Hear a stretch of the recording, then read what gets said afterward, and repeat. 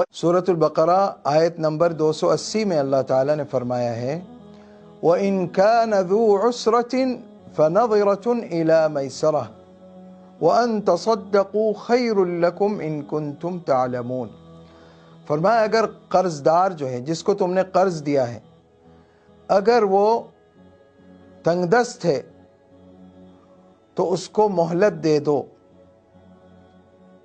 جب تم دیکھ رہے ہو کہ اس کے پاس قرض کی ادائیگی کا انتظام نہیں ہے، تمہیں یقین ہے اس بات کا کہ اس کے پاس انتظام نہیں ہے، تو اس کو مہلت دے دو۔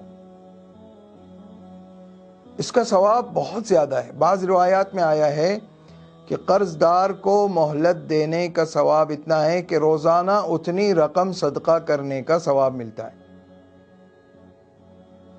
اچھا، اگر اللہ تعالیٰ نے آپ کو وسعت دی ہے، وہ جس کو آپ نے قرض دیا ہے وہ بیچارہ پائی پائی کا محتاج ہے اور آپ کو اللہ نے وسعت دی ہے، تو آپ اس کو مہلت دیں، بلکہ اگر ہو سکے تو قرض معاف ہی کر دیں، جس کو آگے فرمایا وَأَن تَصَدَّقُوا خَيْرٌ لَكُمْ، اگر بالکل ہی معاف کر دو تمہارے لیے زیادہ بہتر ہے۔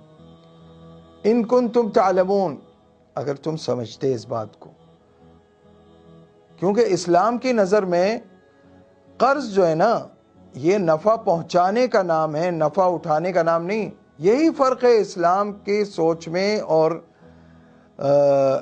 غیر مسلموں کی سوچ میں۔ اسلام کی نظر میں قرض دینا نفع پہنچانا، اس سے خود کوئی نفع نہیں اٹھا سکتا ورنہ وہ سود ہو جائے گا۔ تو دنیا میں جتنے بھی بینکنگ سسٹم ہیں وہ کیا تھا؟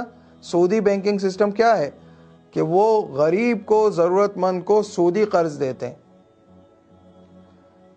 تو وہ نفع اٹھاتے ہیں، نفع پہنچا نہیں رہے، نفع اٹھا رہے ہیں وہ قرض دے کر۔ تو سودی قرض کیا ہوتا ہے کہ دیا 1 لاکھ اور واپس لیا اس سے زیادہ، 1.5 لاکھ واپس لے رہے ہیں یا 1,10,000 واپس لے رہے ہیں، تو یہ سود ہے اور حرام ہے۔ تو قرض دینے کا بہت ثواب ہے، شرط یہ ہے کہ تم قرض دینے کے بعد نہ احسان جتاؤ اور نہ ہی اس سے کوئی فائدہ اٹھاؤ،